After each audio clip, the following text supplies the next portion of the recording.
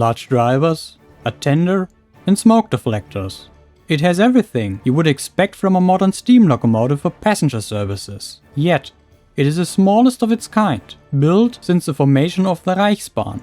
But that didn't stop it from taking on much bigger and stronger locomotives.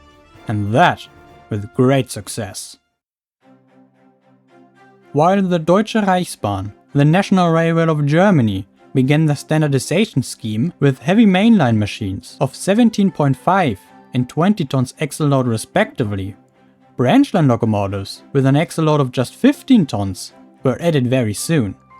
There were two reasons for this urgency. On one hand, due to the common practice of granting outdated mainline machines a second life on branch lines, as far as axle loads allowed it, many of them were by now very old and in dire need for replacement. And on the other hand, already in the early 1920s, the Deutsche Reichsbahn recognized the dawning roadside competition by stating that roadside transportation companies are sprouting up like mushrooms. Therefore, in 1925, development for a new family of light locomotives began, which resulted into the classes 24, 64 and 86, with the class 24 being the only tender locomotive in the group. While most German railway divisions preferred tank locomotives for branch lines, some required tender locomotives due to their greater reach. In particular, but not exclusively, East Prussia. Therefore, with the classes 24 and 64, two passenger locomotives were developed that were pretty much identical in every other aspect, apart from the later one being a tank engine, and the class 24 having a tender. One quite peculiar difference to the class 64, and unusual for a standard design in general, is the location of the chimney, as it's not on the same vertical line as the cylinders. Originally it was supposed to be. However, design changes, resulting into a smaller diameter but significantly longer boiler, resulted into this offset.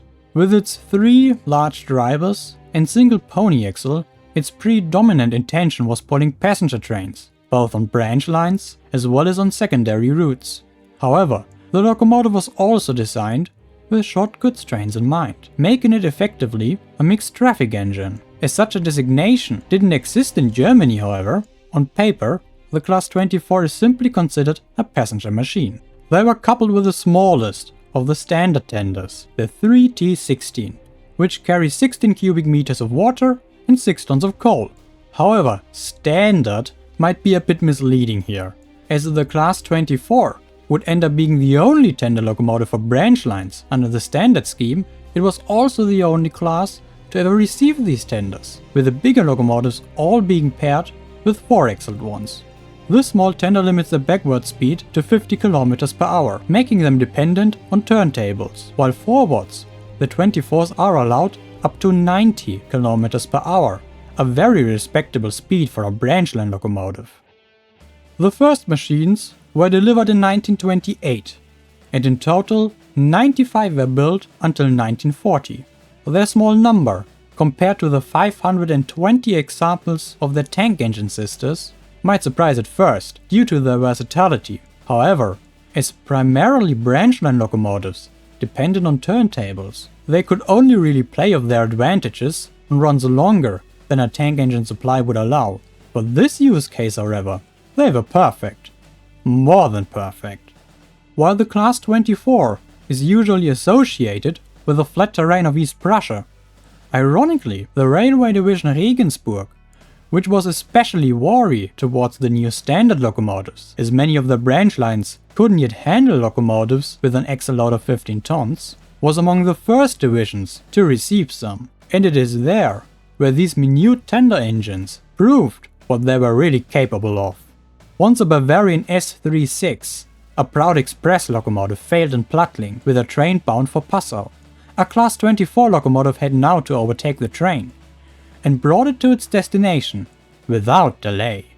The generous top speed of the 24, which was rarely used on branch line duty, surely came in handy here. And this, by the way, was not the only time they substituted a Bavarian S36. It happened actually quite often.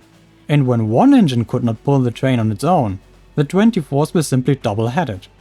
More commonly, however, at this time the class 24 was in many railway divisions typically seen pulling slow passenger trains consisting of either wagons with Prussian origin, new build standards, the so-called Donnerbüchsen, German for thunder cans, or a mixture of both.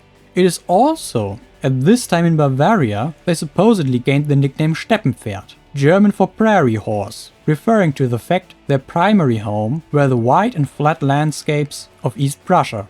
However, there are no contemporary sources or witnesses to confirm this origin story or even the name itself.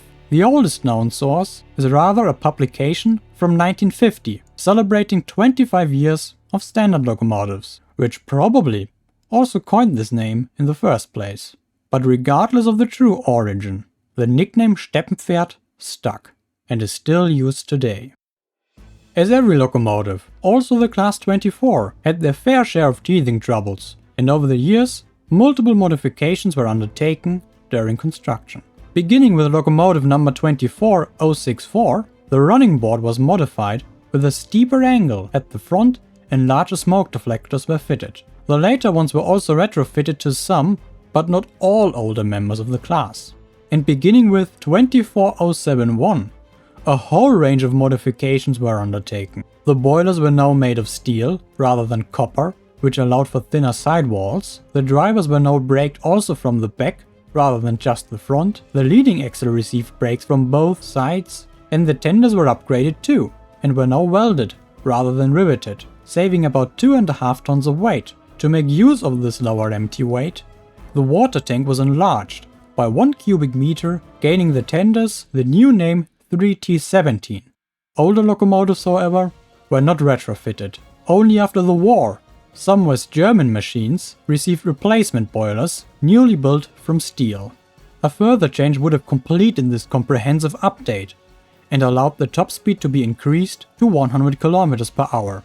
To improve the performance in negotiating curves, along with the Class 64, for 1940, 20 further examples of each were ordered, featuring now Krauss-Helmholtz bogies. On these bogies, the leading axle, or in the case of the Class 64, also the trailing axle, is connected with the adjacent driver. As both axles now influence each other's position and movement, curves are taken way more smoothly. Unlike the 64s, however, the Order 24s with this upgrade were never built as a result of the war, and subsequently, production of the Class 24 was stopped altogether. But the stop of production could have ended up just being a hiatus, as the Class 24 seemingly got another chance to shine very soon after the war. 31 former East Prussian machines were inherited by the Polskie Koleje Państwowe, short PKP, the Polish state railways. 8 were confiscated by the Soviets and 4 remained in East Germany. The majority, however, 47 examples, found themselves in the western zones, where many of them would eventually exchange their large Wagner-type smoke deflectors for the small Witte-type ones. Initially, however, they didn't get much attention at all due to their small overall number. The testing facility in Göttingen, however, was looking for a new workhorse, as they were not content with the running abilities of their Class 86 at high speeds. Ideally, they wanted a Prussian P8, as those, however, could not be spared from regular service. Their attention was drawn towards the Class 24, but not in an unmodified state.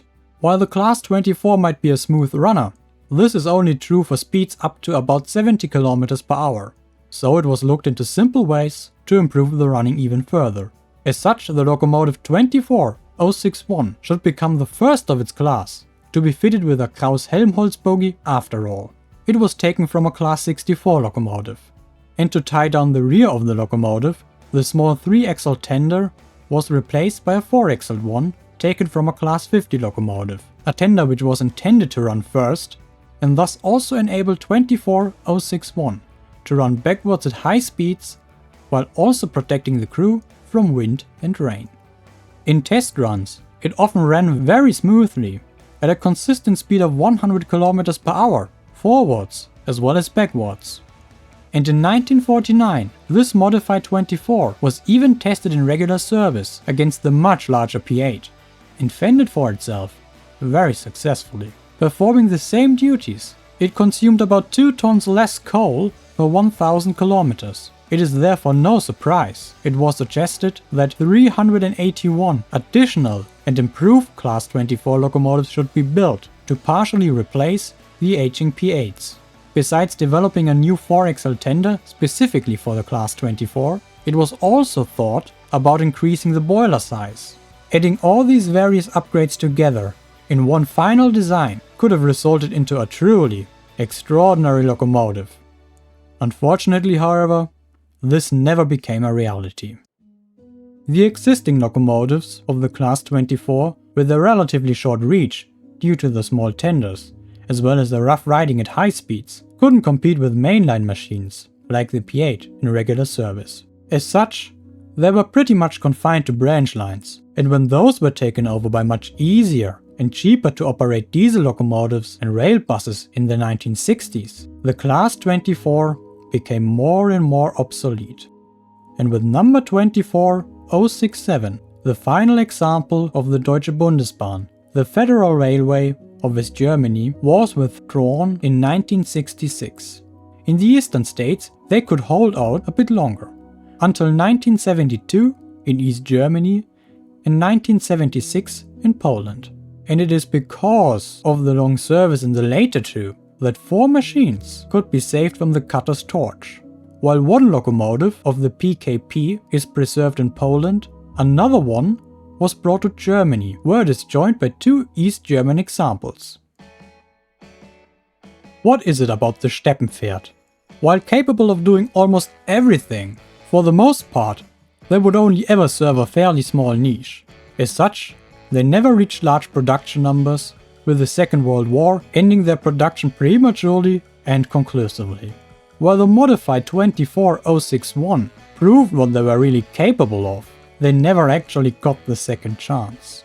And yet, they are a favorite of many, and it's quite lucky that 4 examples are still existent today. Thank you so much for joining me on this ride through the history of a very special locomotive. And an equally special thank you goes to my channel members for directly supporting my work.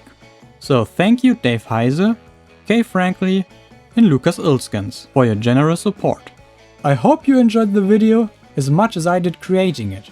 And if you did, why not share it with someone who would enjoy it too? What is your take on the Class 24? What locomotive classes in other countries does it remind you of? Let me know. And until next time, here at Steel Bridge Models.